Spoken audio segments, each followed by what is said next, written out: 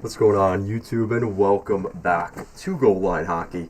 It's your boy Kevin Forte coming to you today with a video talking about the Detroit Red Wings. Guys, it's been a crazy roller coaster for the Detroit Red Wings and their fans here since the NHL trade deadline, but things are somehow looking on the up for the Red Wings despite a 7-game losing streak. Things are turning around at the right time for the Red Wings. They're winning games that they really need to win, and we're going to talk about that going into this video. Guys, if you like this video and want to see more videos like it, make sure to like, comment, share, and subscribe to the channel. So let's get into the Red Wings. So things have been, like I said, kind of interesting for the Wings here over the last couple of weeks. Their most important win of the season, and some people will say, well, your best game is your last game, right? Your most important game is your next game or your last game, right? But for the Red Wings, this is even more so. So we typically in the hockey world, and I think in other sports they use this term as well, it's called a 4-point game. And the reason I say that is if you look at the NHL standings right now, so we're going to look at the divisions, right? And we're going to look at the wild card situation. That's really the key thing we need to look at here. So let's take a look at the wild card, right? So there is your playoff situation in the East. So you got the Bruins, Panthers, and Leafs as the top three in the Atlantic. But that's not what we're worried about here as the Red Wings perspective is the top two wild card spots. So you see the 1 and 2, those are the two teams that will make the wild card playoffs if the playoffs started today. And looking at the Red Wings here, they have 78 points. Now last night they played the New York Islanders, who have 73. Now, theoretically, last night going into that game against the Islanders, the Red Wings had 76 points and the Islanders had 73. Had the Islanders won that game, the point spread would be 75 points for the Islanders and 76 for the Red Wings. But because the Red Wings won that game, that's 2 points that a team that they're fighting with in the Islanders doesn't get, and that's 2 points that the Red Wings do get. And that's what we call a 4-point game. So for the Red Wings, that is a huge difference now, because now that gives them, that's the difference between 1 point separating the Islanders and the Red Wings and 5 points separating the Islanders and the Red Wings, and that is huge for Detroit right now. And another interesting thing to look at here, the Lightning still have a game in hand, but they are 4 points back of the Lightning for potentially sneaking back into that top wild card spot. And the way the Lightning are playing, it's going to be difficult for the Red Wings to do that. They're more worried about just getting back to the playoffs. But this is a really good spot for the Red Wings right now.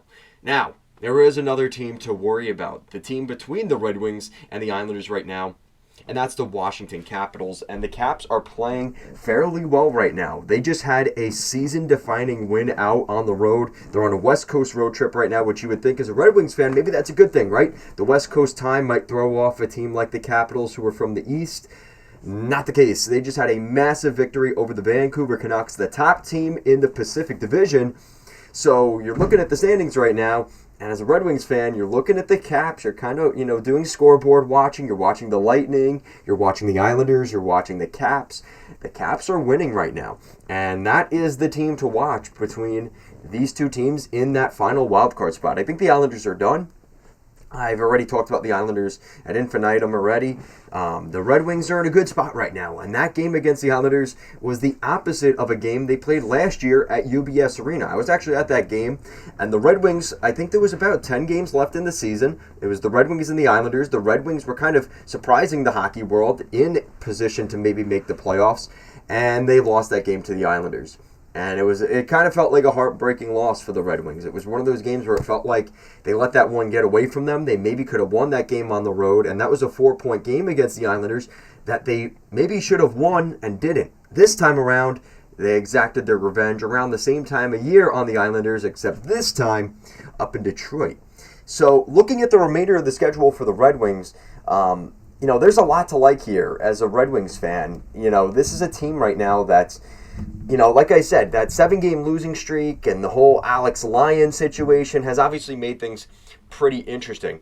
But looking at the lineup here, before we get to the final stretch here for this team, looking at that lineup, Lucas Raymond has been huge for this team. And, looking at what he's done over the last couple of games here. I mean, 6 goals in the last 5 games for Lucas Raymond. And kind of to pad the stat chart even more, I believe in 2 games back to back, he had 2 goal games back to back, right? So Lucas Raymond is hot right now. He's on fire, and this is a guy that the Red Wings are really relying on right now to score goals. And obviously Dylan Larkin being back in the lineup, that's huge for them, right? Down the middle, things were definitely not looking so good, whether it was JT Compher or Andrew Kopp down there.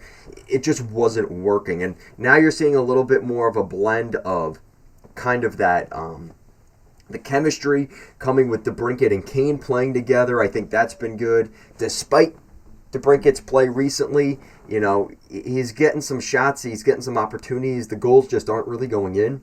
Kaner is playing well. So there is reason for excitement for the Red Wings down the stretch here. And, looking at the blue line, despite a couple of injuries, you got Sherratt, Seider, Petrie, Edvinsson, Mata, and Gostisbehere. So, things have been good enough for the Red Wings where I truly do believe that they can make the playoffs this year.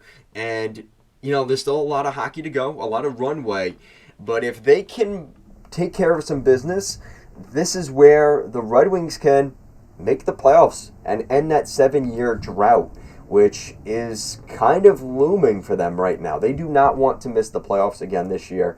And, looking at the remainder of their schedule, I mean, this is beautiful, guys. I mean, this is as good as it gets. So, obviously, you could say the script writes itself here because both these teams, the Capitals and the Red Wings, hold everything in their destiny because they play each other 2 more times before the end of the season. So next week they play on the 26th. That's a game in Washington. And then they play again just around a week later, April 9th in Detroit. So those are 2 4-point games in the Eastern Conference playoff race. That is incredible. I absolutely love that, and I am all here for that. This is a really favorable schedule as well. Now, there's a couple teams here that are obviously tough, right? You're not going to play every cupcake game on your schedule. That's just not how it works. But overall, looking at the schedule, it's pretty favorable, right? Nashville's playing well, so that's going to be a tough game. Carolina, Florida, Tampa, the Rangers. Okay, maybe I take that back a little bit because I think I was looking too much at the back half of this schedule. The next couple games are going to be actually very difficult for the Red Wings. But then you play Buffalo, who I'm actually going to be talking about them in another video, how they're a little bit soft. But then you've got Pittsburgh. They're a non-playoff team. Yeah, Toronto. That's a good team, right? And then 2 games back-to-back against Montreal to end the season. So overall, yeah, you know what? I kind of take it back. That is not an easy schedule. The last 4 games of the season might be a little bit easier than most, especially with that head-to-head with Montreal. But this is a schedule that if the Red Wings are going to make the playoffs, it's going to be the next 2 weeks. If they're able to win the next couple of games over the next 2 weeks, they are going to do what they need to do to get in. And, that's kind of obviously, yeah, they need to take care of business here down the stretch, but maybe more so over the next 2 weeks than that final stretch. Those last 5 games are maybe slightly easier than some other teams, but they're going to get tested here. And those are some good hockey teams, right? The Rangers at the top of the Metro, they're not playing Boston, but Florida, Tampa, Toronto. We know those 3 teams in their division, in this division in Detroit. Those are some really good teams. And Carolina, the Rangers and the Hurricanes, and then a couple of good teams in the Atlantic. So a lot of Eastern Conference teams to finish the schedule for the Detroit Red Wings, and I think that's fine. That's not a huge problem for them. Like I said, looking at the schedule overall, I think it's pretty favorable. A lot of teams on the East Coast, which is actually good for the Red Wings. At least they're going to be, there's no more West Coast road trips. There's no more teams from the West that might surprise you. There's nothing like that. You know what is in front of you. And the fact they don't have to play teams like Winnipeg or I actually wouldn't mind playing Vancouver right now, but teams like Nashville kind of, that's a tough game. Vegas, LA, Edmonton, Dallas, Colorado. The fact they're not playing any of those teams, I think is a win. for the Detroit Red Wings, and hopefully they're able to take advantage of what is in front of them here. And like I said, you know, the goalie situation has been rough. That's going to be a huge thing for them. You know, can they get good enough goaltending? You know, Alex Lyon has not been great. You know, James Reimer's been okay. He's been just enough, but he definitely leaves more to be desired, right? And of course, you know, he has those games where you're really biting your nails till the end. But at the end of the day, for the Red Wings, this is a great spot for them. And that game against the Islanders the other day was a huge victory for them. So we'll see how they do against Nashville. We'll see how they do against some of these teams like Carolina and Florida and the Rangers. But I think this is a good test for the Red Wings. And listen, if they're going to make the playoffs, they're going to have to earn it. And that's kind of what you wouldn't want it any other way, right? But at least they're in a position where they have a shot. They've given themselves an opportunity this season, you know, a really good start to this season that they really just took the world by storm. They fell off a little bit, really a lot. But if, like I said, you know, if they're going to make the playoffs, they're going to deserve it and they're going to earn it. And like I said, those 2 games against the Capitals are going to be great. Back, you know, 1 game in Detroit, 1 game in Washington. That's really what this season might end up coming down to for the Red Wings, is if they can win or lose both of those games, that might be the difference. So guys, that's going to do it for today, guys. Let me know what you think down in the comment section down below. What do you think of the Red Wings? Do you think they are a playoff team here in 2024? Or do you think that playoff drought continues up in Hockeytown? Let me know down below. Guys, thank you so much for watching this video, and I will see you again next time. Peace out, guys.